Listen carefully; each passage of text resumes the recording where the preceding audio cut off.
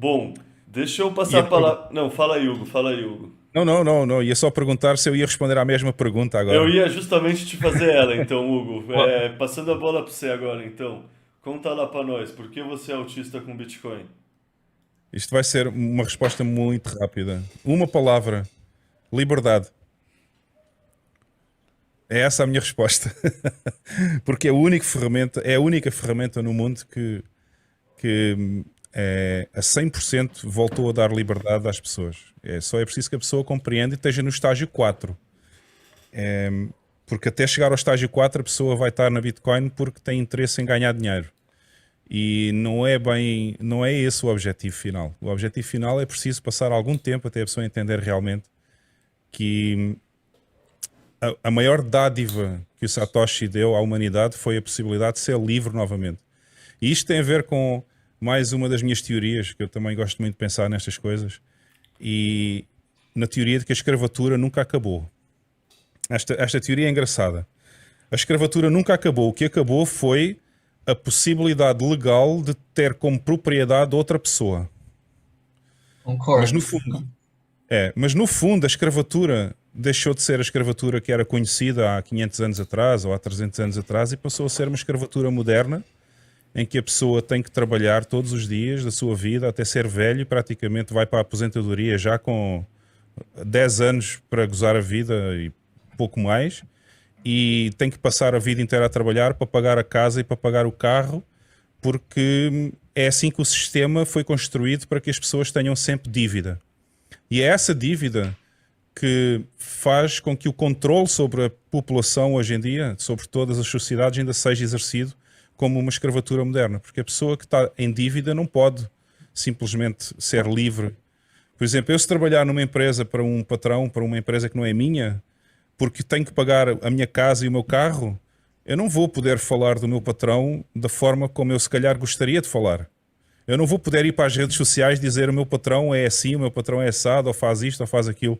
Eu estou preso naquela bolha da dívida que eu tenho que pagar e não posso exprimir a minha liberdade de expressão a 100% porque estou com essa dívida e tenho que a pagar e, portanto, não posso também pôr em causa o meu trabalho, o meu emprego. E isso continua a ser uma escravatura moderna, ou seja, isso o facto de eu já não trabalhar para ninguém e ser dono da minha pessoa por completo, devo à Bitcoin, devo a Satoshi, e foi aí que eu percebi, depois de eu deixar de trabalhar para outras pessoas em 2017, eu tenho vivido simplesmente a fazer o meu próprio trabalho em casa, que começou por ser o trading e agora basicamente é fazer os vídeos no YouTube. Eu agora sou um influencer profissional, digamos assim, apesar de não ganhar nada. Não ganho nada no YouTube, mas pronto, pelo menos a Bitcoin permite-me viver de uma forma com mais liberdade, sem eu ter que estar dependente dessa escravatura do mundo moderno. Portanto, a resposta é a liberdade. É isso, é por isso que eu estou altista na Bitcoin e acho que é preciso alguns anos para as pessoas chegarem lá. Não é no primeiro dia que as pessoas vão entender isso. É preciso passar pelos 4 estágios da Bitcoin. E só quando chegamos ao quarto é que vamos entender realmente não interessa o preço da Bitcoin, não interessa se temos uma Bitcoin ou se temos 100. O que interessa é ter Bitcoin. Porque só aí já começa a liberdade que o Satoshi nos deu. É, E havia outra parte da pergunta que também tinhas perguntado e depois esqueci-me qual é a segunda parte. não, é porque você é autista com Bitcoin, porque você. Não sei, no fundo é qualquer parte que você quer falar da tese. Então eu acho que faz mais sentido eu te perguntar uma segunda parte que é como você define liberdade, assim, por que o Bitcoin é essa ferramenta que gera essa liberdade? Tipo, imagina que quem tá ouvindo ainda tá mais em cima da toca do coelho, sabe? Que você vai explicar por que você atribui esses valores de liberdade ao Bitcoin. Porque há duas coisas importantes. Primeiro é a definição de liberdade, que eu acho que é muito simples, e a maioria das pessoas, se calhar, nem pensa nestas coisas, se calhar nem sabe responder, mas é uma frase muito curta. Liberdade é o poder de agir, falar e pensar como a pessoa quiser. Isto é a definição de liberdade. E é uma definição tão simples que às vezes as pessoas nem ficam a pensar o que é que realmente é a liberdade. É não estar preso, é não estar na prisão, sei lá, numa coisa qualquer. Não. É tão simples quanto o indivíduo, a pessoa, ter o poder ou a soberania individual de agir, falar e pensar aquilo que quiser. Isso é liberdade. E, dadas as condições do mundo atual, do mundo moderno, em que as pessoas, no fundo, são escravos da economia, em que, lá está, voltando ao que eu disse há pouco, têm que trabalhar para pagar o seu crédito para a casa, têm que trabalhar para pagar o seu carro, têm que pagar impostos ao Estado, têm que fazer todas estas coisas. A única ferramenta que dá, na realidade, a liberdade às pessoas hoje em dia é a Bitcoin. Porquê? Porque a Bitcoin vem-nos libertar dessa escravatura moderna. Porque a pessoa já não precisa de estar sob esse domínio económico da sociedade, sobre essa dívida constante que acompanha a pessoa toda a vida. E a partir do momento que entendemos que a Bitcoin vem-nos dar essa liberdade porque é dinheiro deflacionário, que não perde o valor, só aumenta com o tempo, em que ninguém pode censurar as minhas transações com outra pessoa. Eu posso comprar o que eu quiser a outra pessoa diretamente, sem que o meu banco venha dizer que eu não posso gastar o dinheiro nisto ou naquilo. Toda esta liberdade económica vem dar novamente, vem tirar a pessoa dessa escravatura moderna, porque a escravatura moderna assenta-se num pilar que é a dívida. E se eu não tiver essa dívida porque tenho a Bitcoin, eu sou uma pessoa livre novamente. Mas só deixando claro que essa liberdade é para quem roda o próprio nó, né? Não, é assim, há formas, ok, dentro da liberdade há formas de ter mais controle sobre a nossa própria Bitcoin. Uma delas é ter o nosso próprio full node, né? Ou ter um Lightning Node, ou fazer mineração. Aí a liberdade é absoluta. Não é? Porque eu faço mineração, eu tenho mineradores, eu tenho um full node de Bitcoin e tenho um Lightning Node. Aí não há hipótese nenhuma de eu ser censurado em lado nenhum. Ninguém pode fazer nada.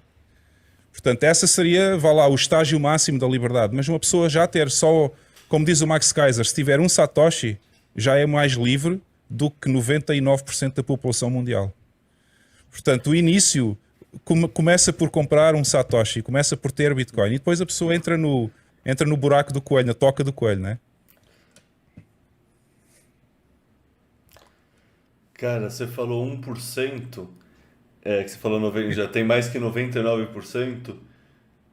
Como você estima a adoção? Você, tipo, isso você já deve ter parado para pensar. Tipo, é um negócio que eu sempre paro para pensar. Como você estima a adoção? Neste momento, os dados minimamente conhecidos, porque é impossível, não é, saber exatamente quantas pessoas têm Bitcoin no mundo, mas há uma estimativa de que anda à volta dos 150 milhões, entre os 150 milhões e os 200 milhões de pessoas têm Bitcoin. Mas Se o tu que é calcular... isso? É 1 a 5% do portfólio? Tem um... Não, ter Bitcoin não interessa se é 1% do portfólio, se é 100% como eu. Eu não tenho praticamente fiat. Eu gosto de dizer estas coisas. Eu tenho 300 euros no banco. É o meu fiat. Não tenho mais nada. Tudo o resto está em Bitcoin. Portanto, eu não preciso de fiat para nada. Se eu precisar numa emergência, eu tenho esses 300 euros no banco para qualquer situação, emergência, que eu não possa estar à espera, transferir Bitcoin da exchange para fazer euros e tal. Mas todo o meu portfólio está em Bitcoin. Mas não interessa se é 1% ou 5% do portfólio. Interessa é que a pessoa tenha Bitcoin. E neste momento o número é mais ou menos 150 milhões ou 200 milhões que se acredita que são as pessoas que têm Bitcoin, independentemente de qual é a percentagem no portfólio. E comparando isso com os 8 bilhões de pessoas que existem no mundo, isso dá uma percentagem muito, muito pequena ainda. Dá para ter uma ideia de como estamos no início, praticamente. Ainda estamos muito no início. E é com base nisso que eu digo que se a pessoa tiver um Satoshi, já está mais livre do que o resto, praticamente, da população toda do mundo. Uma pergunta, vocês veem o Bitcoin numa adoção real como moeda? Esse papo é muito recorrente, né, aqui na bolha, mas, assim, vocês conseguem visualizar no futuro o pessoal pagando e recebendo em Bitcoin? Sim. Eu sim. Eu assim, total, né? Inclusive, eu já faço isso, na real, né? Eu Mas, também. assim, O Hugo provavelmente também. mas eu falo assim, pra grande maioria, né? Cara, a hiperbitcoinização já tá aqui. Ela só não é Aham, distribuída de maneira igual. Tipo, aham, qualquer adoção de tecnologia é sempre um degradê, tá ligado? Tipo, sim. vai começar com poucos, de repente vai ter um pouco mais, vai ter um pouco mais, de repente você vai olhar para o lado e a maioria das pessoas já tá, sabe, Uhum, já atingiu uma massa crítica, a maioria das pessoas já tá recebendo e do nada só uhum, os vovôs ainda recebem Fiat. isso. E aí, sei lá, qual momento vai ser a transição que o Fiat morre e ela já vira moeda oficial, que todo mundo usa como primeira opção? Uhum, Não sei. Mas moeda num sistema paralelo, assim, eu acho que ela já é para algumas pessoas e ela tende a continuar sendo. Mas aí acho que você está uhum, pensando em moeda como unidade de conta. E aí eu isso. acho que depende quando a moeda fiat hiperinflacionar. Vai ter um momento que a moeda fiat vai hiperinflacionar e acho que isso vai ser quando o dólar hiperinflacionar, porque é quando o dólar hiperinflacionar que no fundo deixa o sentido você tentar contar as coisas com ele, deixa de fazer sentido. Então, quando o dólar hiperinflaciona, eu acho que, sei lá, já chegamos mais perto da equivalência 7 dólar e chegando perto dessa equivalência, já faz sentido você começar a pensar só em 7 e foda-se o dólar. Uhum, E talvez seja até antes disso, sabe? É só chegar numa coisa que não é sim. tipo. Hoje em dia é foda, tá ligado? Um dólar é o quê? Sei lá quantos mil satoshi, sabe? É uma coisa que não é fácil fazer a conversão em tempo real Uhum, assim. Conforme isso vai abaixando, vai ficar cada vez mais fácil. Então, assim, como é. moeda, eu acho que todo mundo já usa. Todo mundo não. Muitas pessoas, bitcoinheiros maximalistas, já usam no dia a dia. Tipo, eu vou no evento com o Lucas, vamos falar que ele me pagou uma breja. Vamos falar que em vez de eu pagar ele por real, eu paguei pela Lightning. Isso é usar como moeda. Mas eu Aham, acho que você quer dizer ganhar uma escala a ponto de virar unidade de conta. isso. É, então, e aí eu acho que demora até o momento que o dólar começar a entrar em processo de hiperinflação. Que eu concordo Aham, com o Hugo, tipo, nesses estágios finais desse processo, eu acho que tende a ser pro final da década, assim. Tipo, acho que vai ter uns processos inflacionários e aí o negócio vai se retroacelerando, o mundo palhaço vai ficar cada vez mais intancável, na expressão dos aham. libertários, O né, mundo da palhaço é nossa bom. bolha. É Clown foda. World. É, O mundo palhaço Clown é bom, World. né? É, cara, cada vez pior, assim, e vai piorar, tá ligado? Isso que é foda. Estamos ainda em 2022, ainda tem uma década disso. É, 8 anos, tipo, 6 anos, sei lá, tem a década inteira do mundo se retroalimentando com esses incentivos ainda, até a gente conseguir realinhar eles, no fundo.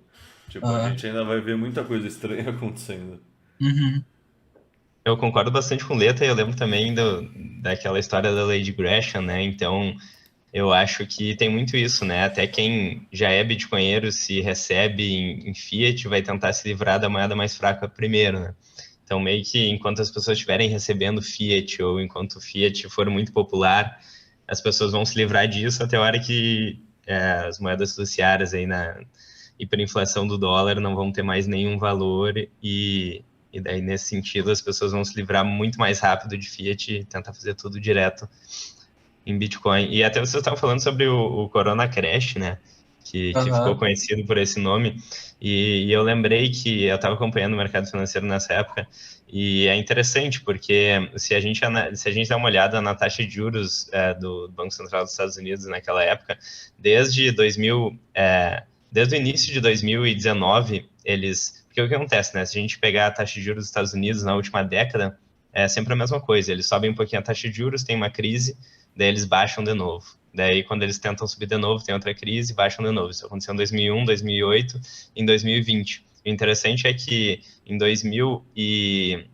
no início de 2019, quando o Banco Central dos Estados Unidos ainda estava subindo a taxa de juros, o mercado, né, o S&P, a Bolsa dos Estados Unidos, começou a cair de forma bastante significativa. Eles pararam de subir a taxa de juros, e daí lá, pelo meio de 2019, eles começaram a baixar a taxa de juros, então o mercado já estava estressado.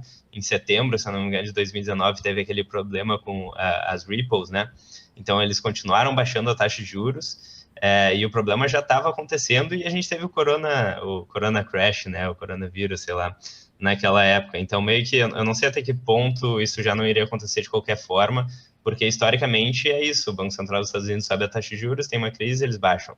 E esse cenário vai acontecendo de forma cada vez mais intensa, com taxas de juros cada vez menores, mais impressão de dinheiro.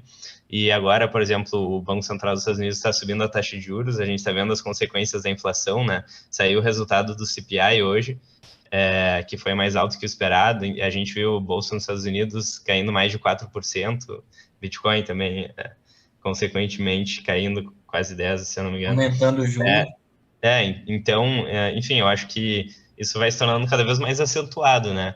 Claro que quando a gente vê isso, a gente pensa, meu Deus, ferrou, né? Mas não sei se de repente dura até o final da década, mas eu acho que quando começar a acontecer essa virada de chave, assim, das pessoas se darem conta e da situação ficar cada vez mais sustentável, eu acho que pode ser rápido, né? Enfim. Essa é uma guerra que eu tenho aqui em Portugal também, sou conhecido por ela, porque a maioria das pessoas, aliás, aqui já está praticamente a lei já está feita para entrar em vigor no próximo ano e considerar a Bitcoin um ativo financeiro. E essa é outra guerra que eu tenho aqui, digamos, em tentar explicar às pessoas que a Bitcoin não é nenhum ativo, é uma moeda. E eu acredito, o segredo é receber em Bitcoin e pagar em Bitcoin. Porque se a pessoa só paga em Bitcoin, mas continua a receber em fiat, talvez não dê o verdadeiro ciclo da economia, não está a funcionar bem, porque vai ter que sempre fazer exchange, vai ter que pagar fees, por aí fora. Agora, se a pessoa, a partir do momento que a pessoa começa a receber o salário em Bitcoin e continua a gastar em Bitcoin, a partir daí o fiat acabou, o fiat morreu. Porque aí o banco já não é necessário, já ninguém é necessário, já não é preciso estar a fazer dívida e a continuar nessa escravatura moderna. E é esse o segredo para que a Bitcoin seja considerada moeda pelo mundo inteiro, é receber o salário em Bitcoin e pagar em Bitcoin pelas outras coisas. Uhum. E essa guerra em Portugal está feia, porque a maioria... Aliás, nós temos aqui um shitcoiner que é bastante conhecido, até já fez uma empresa de NFTs aqui em Portugal. E ele agora até ficou tão conhecido e usou um marketing tão bem feito que agora até é consultor do Banco de Portugal para a regulação dos ativos digitais, que inclui a Bitcoin. Meu E Deus. a guerra dele é...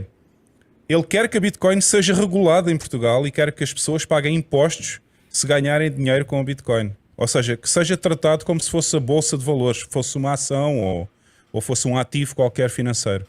E essa é a grande guerra que eu tenho com ele publicamente, em que a Bitcoin não é um ativo, a Bitcoin é uma moeda. E as moedas não podem pagar imposto.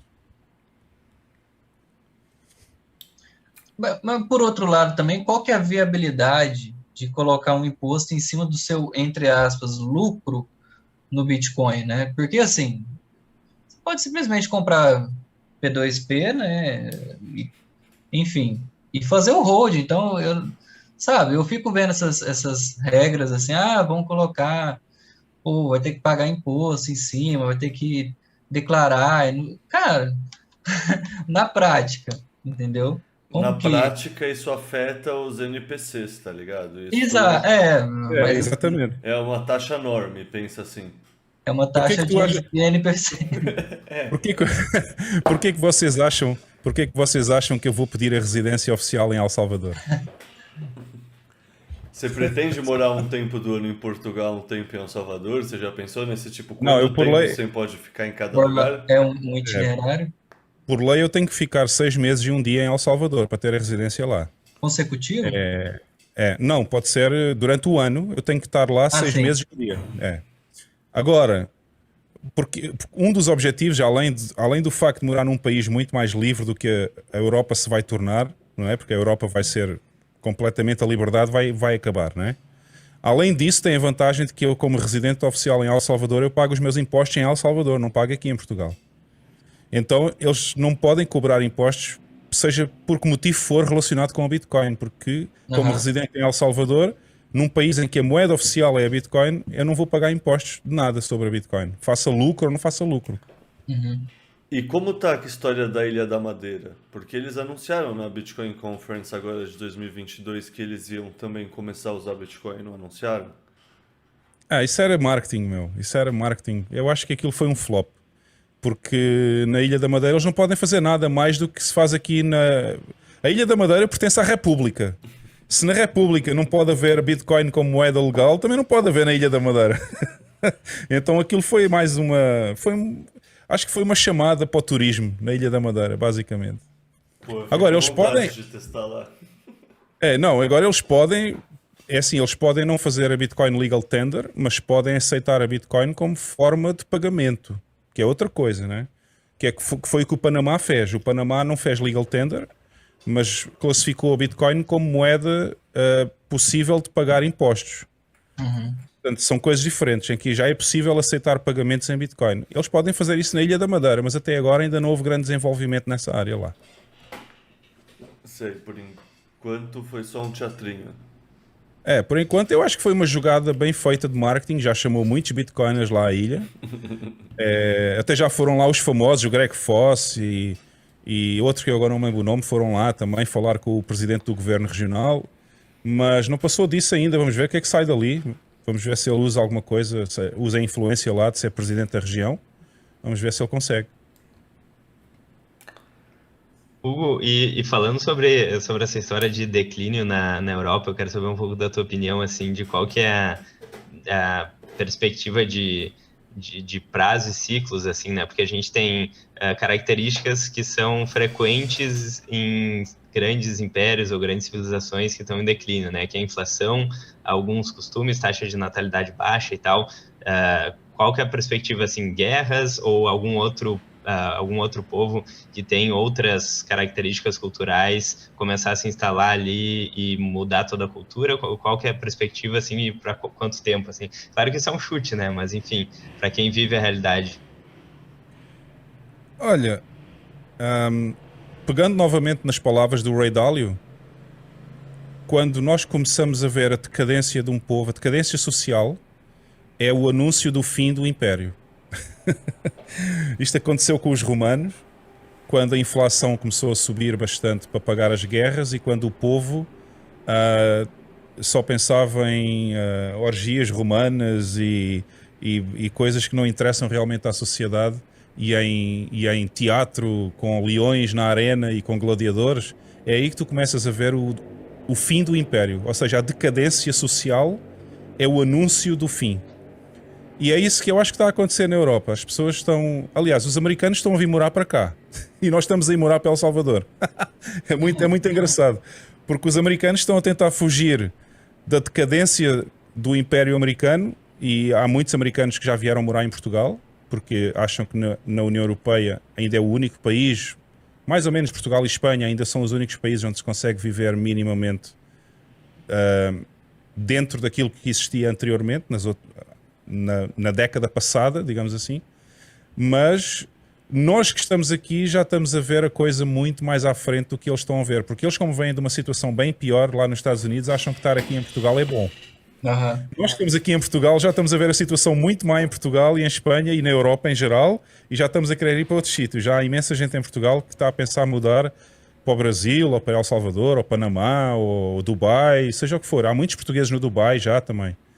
E, portanto, eu acho que eles estão a fugir de um problema que está a crescer novamente aqui e não vai dar muito certo.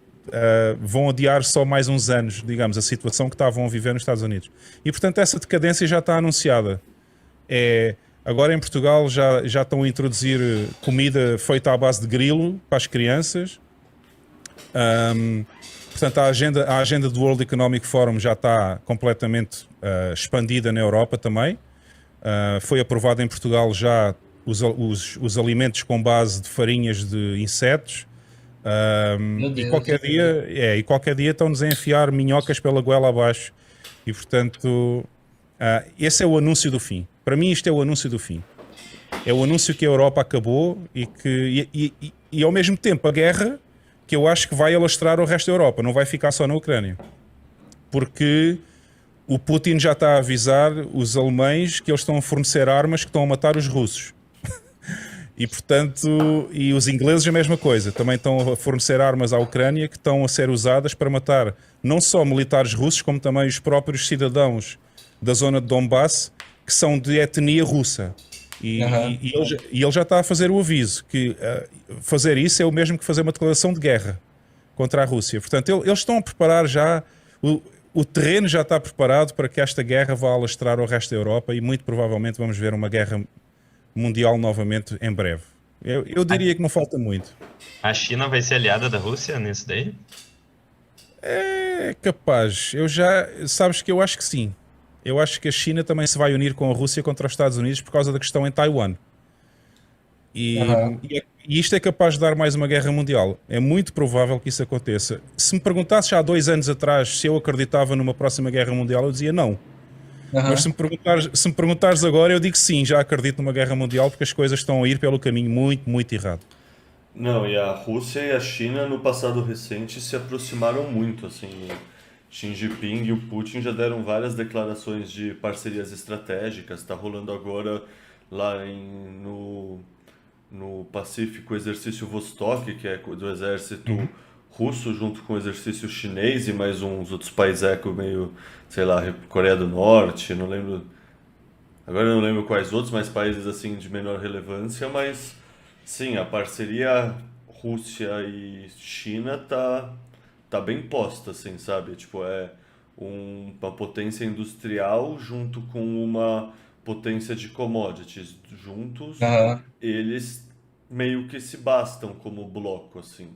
De uma maneira que talvez eles não tenham muito um mercado consumidor, porque a China ainda é pobre, mas ele já tem uma população gigante, um parque industrial gigante e commodities, assim. Então...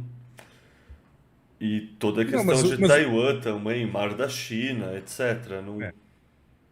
Mas o Putin já se revelou um estratega fantástico. Porque o facto de ele estar a criar uma relação de amizade, entre aspas, colaboração com a China, já lhe permitiu ficar bem melhor do que os países que puseram as sanções. Neste momento, os países que puseram as sanções na Rússia estão piores que a Rússia. Com certeza. E ele conseguiu uma coisa muito inteligente. As sanções não lhe permitem vender o petróleo russo aos outros países. Mas ele está a vender o petróleo russo à China e a China está a vender aos outros países. Portanto, é muito bom o que ele conseguiu fazer. Nós vendemos o nosso petróleo à China e a nossa energia à China, o nosso gás, e a China está a vender o petróleo russo ao Irão. No Brasil dizem Irã, né?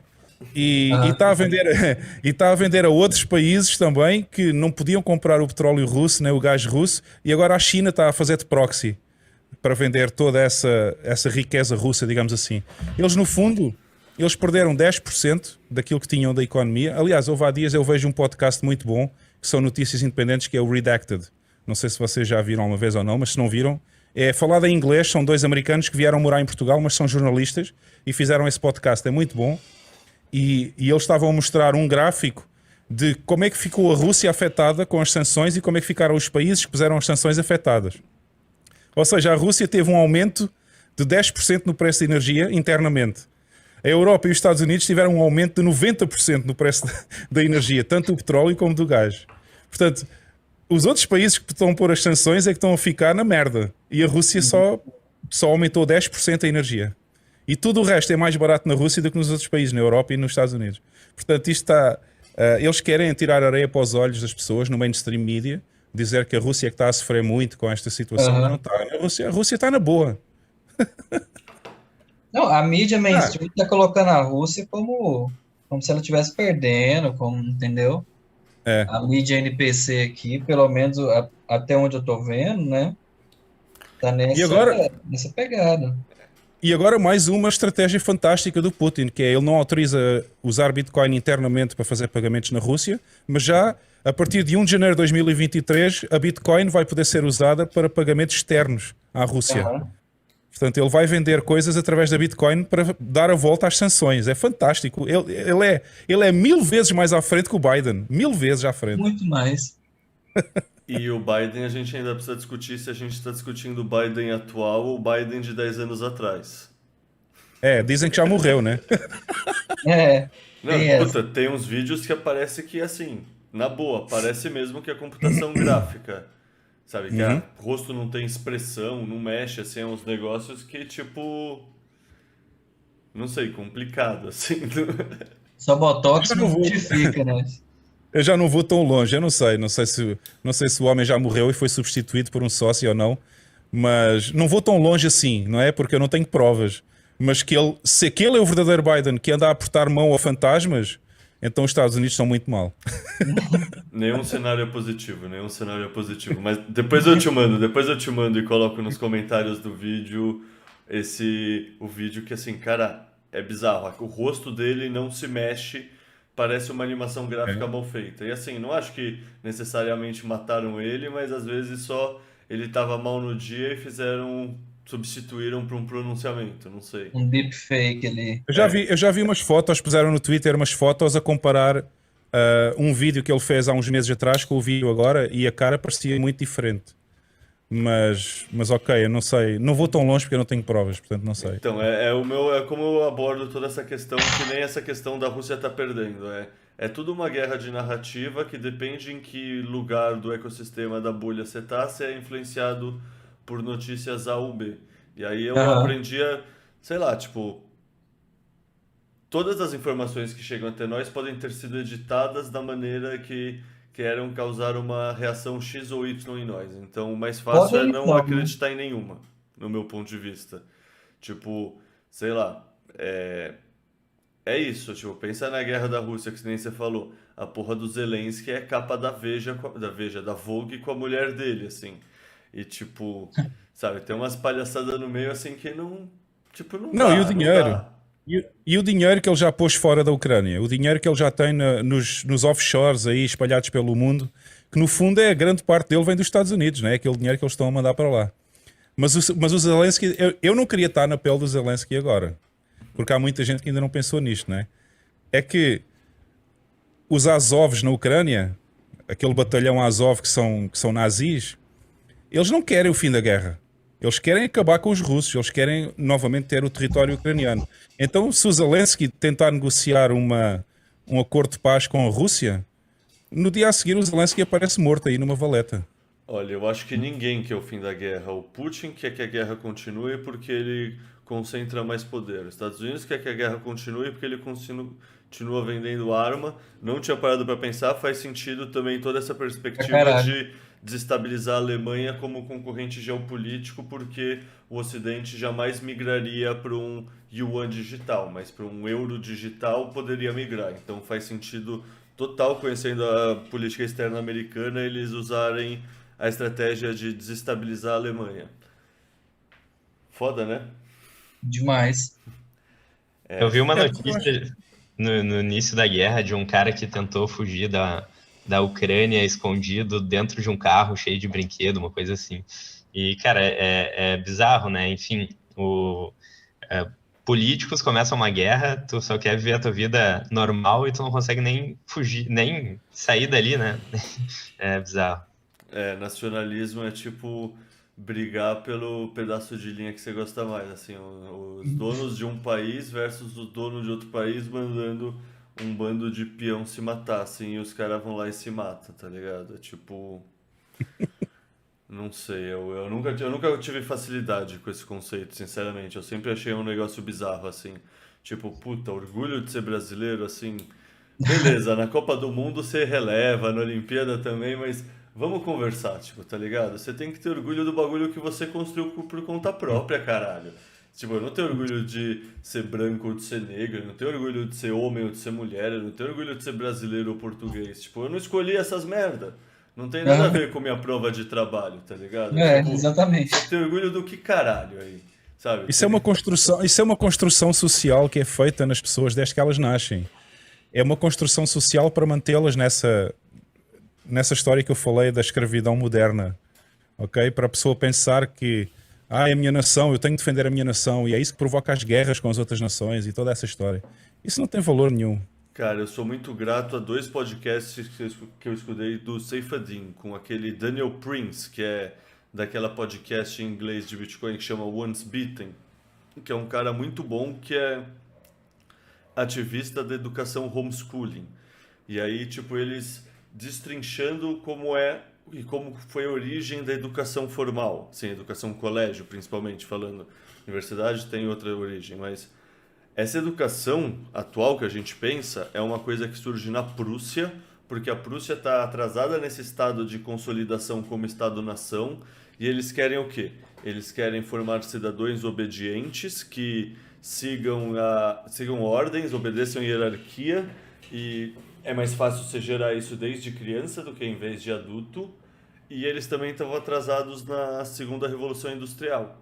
Então era muito importante treinar pessoas que fossem moldadas para entender e se comportar bem numa fábrica, numa linha de montagem. Então você fica numa estação de trabalho, você fica 45, 50 minutos, uma hora e meia, toca o sino, você vai para sua próxima estação de trabalho, fica de novo esse tempo, você se comporta que nem todo mundo em volta, você não tem espaço para florescer enquanto ser humano, despertar sua autonomia, sua singularidade, qualquer desses papos de quem realmente gosta dessa área de pedagogia e de educação.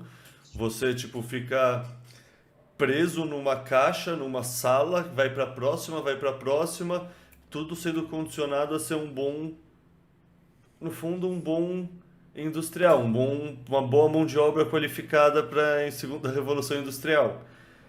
E assim, de todas as indústrias do mundo, a educação é a única que não evoluiu até hoje. Então, assim, não é por acaso que a gente não é que a gente é nacionalista. É isso.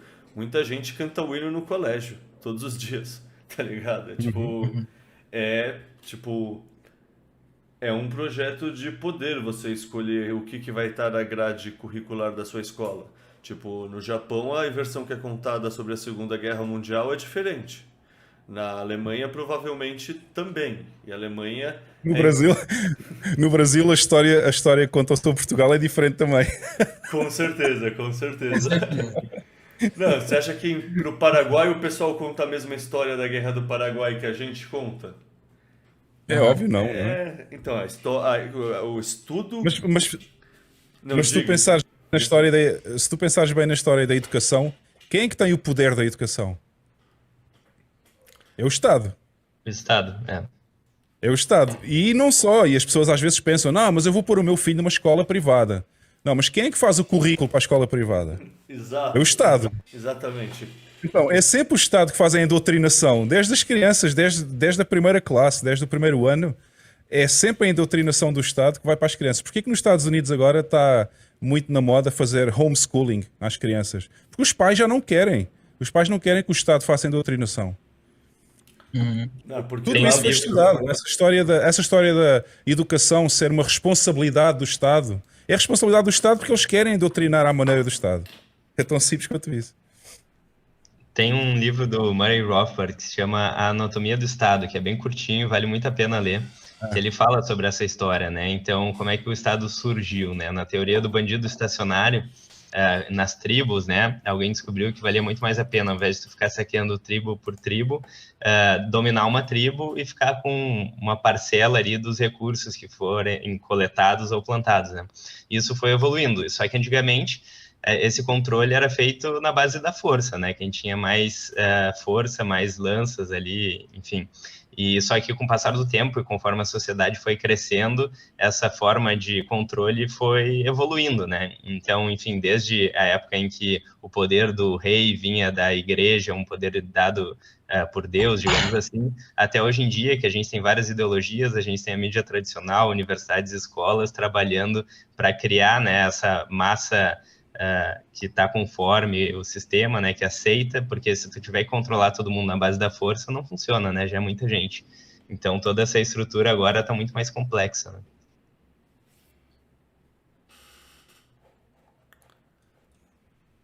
Bom, deixa eu aproveitar, deixa aqui e no fundo, não sei, talvez eu esteja equivocado, mas eu acho que eu não te perguntei ainda, Lucas, porque você é autista com Bitcoin. Acho que o papo tá fluindo tão bem que são 2 horas e 15 e a gente